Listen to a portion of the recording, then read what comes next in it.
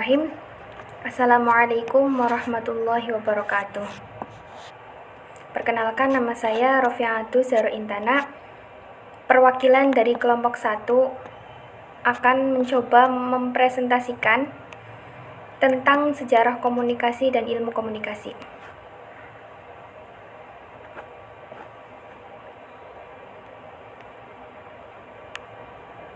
Yang pertama adalah pengertian komunikasi dan ilmu komunikasi. Saya ambil dari buku cetak Ilmu Komunikasi. Istilah komunikasi atau dalam bahasa Inggris communication berasal dari kata Latin communicatio yang bersumber dari kata komunis yang berarti sama.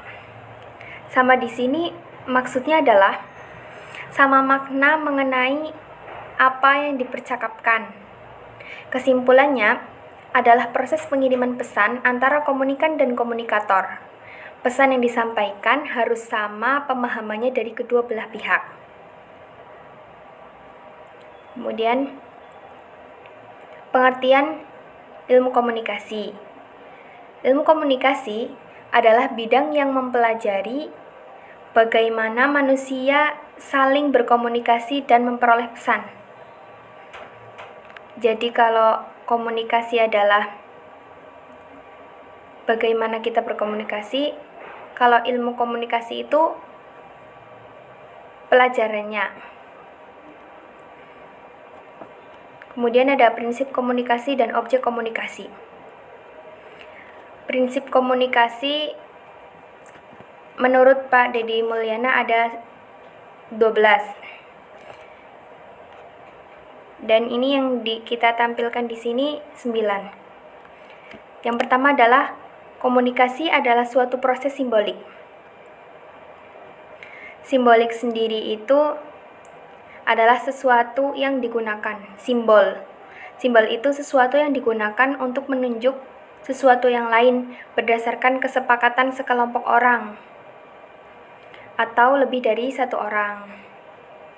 Jadi yang dimaksud dengan komunikasi adalah suatu proses simbolik, yaitu proses di mana simbol ketika kita melakukan proses di mana simbol kita memaknai ketika kita melakukan komunikasi dengan yang lain. Contoh, menyepakati warna merah putih adalah warna bendera negara Indonesia.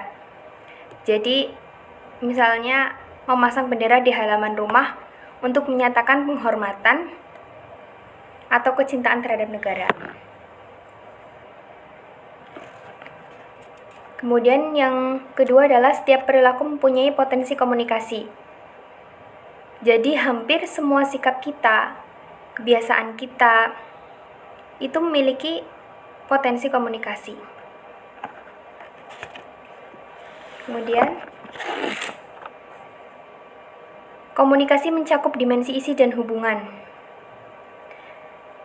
Jadi, komunikasi pasti mencakup dimensi isi atau muatan pesan yang ada di dalamnya. Kalau isinya komunikasi itu apa yang dikatakan oleh komunikator. Dan kalau dimensi hubungan itu bagaimana cara mengatakannya. Sebuah isyarat bagaimana hubungan orang yang berkomunikasi. Yang keempat, berlangsung dalam berbagai tingkat kesengajaan. Jadi ketika kita berkomunikasi secara langsung maupun tidak langsung itu pasti ada dalam berbagai tingkat kesengajaan. Dan terjadi dengan maksud dan tujuan tertentu. Itu pasti. Terus yang kelima adalah terjadi dalam konteks ruang dan waktu. Yang keenam, melibatkan prediksi peserta komunikasi. Maksudnya itu, ketika apapun yang kita lakukan, apapun yang kita bicarakan, pasti orang lain itu memprediksi. Kayak mengira, seperti itu. Terus, selanjutnya, komunikasi adalah paket isyarat. Jadi,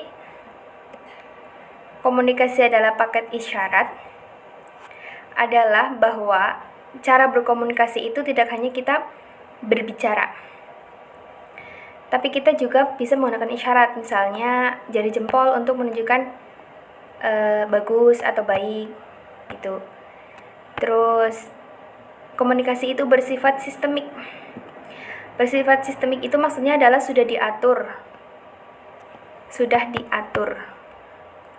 sudah tersistem. Adanya upaya untuk mengembangkan paradigma dan kerangka komunikasi.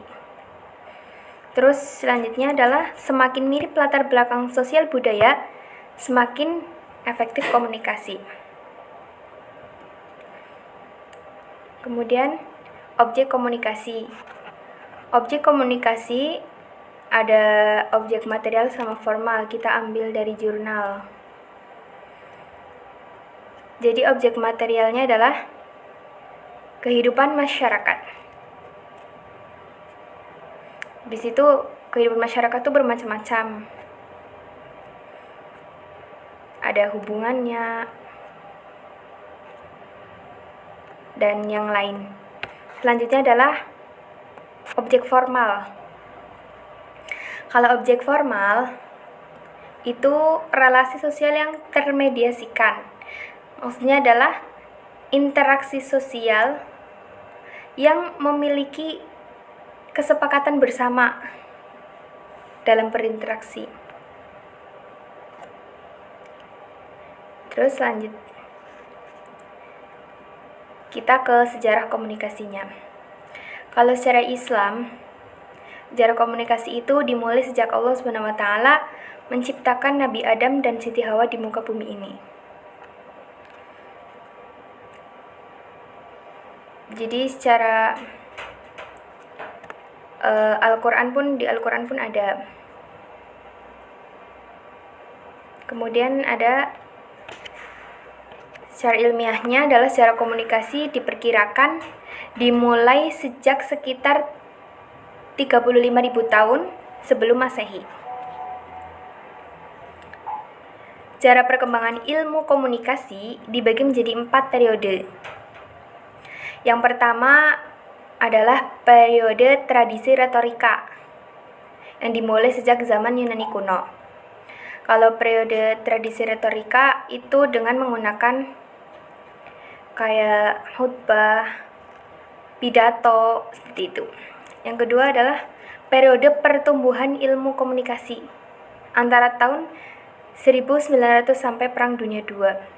Jadi waktu itu ilmu komunikasi mulai bertumbuh, mulai berkembang, mulai bertumbuh. Yang ketiga adalah periode konsolidasi dari Perang Dunia II sampai 1960-an. Jadi di periode konsolidasi itu adanya persatuan setelah adanya perpecahan. Jadi di situ ada ilmu komunikasi juga. Yang keempat adalah periode teknologi komunikasi dari tahun 1960-an sampai sekarang. Yang dimana kalau teknologi komunikasi semakin lama pasti semakin berkembang secara vertikal. Ini ada beberapa alat-alat komunikasi pada zaman dahulu. Ada asap. Orang zaman dahulu menggunakan asap itu untuk memberikan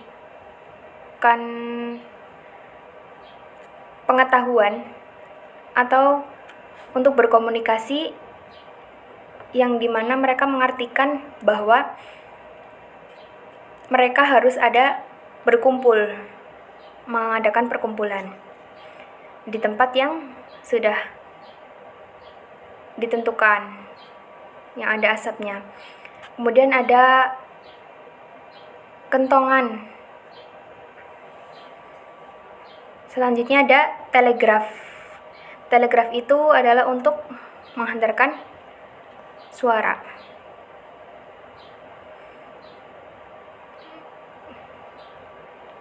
Mungkin cukup sampai sini. Bila ada pertanyaan, bisa ditulis di kolom komentar. Terima kasih. Ini tim kami kebetulan sedang pada sibuk. Ada Aharil, Hadik, dan saya sendiri. Terima kasih. Kurang dan lebihnya mohon maaf. Wa'alaikum. Wassalamualaikum warahmatullahi wabarakatuh.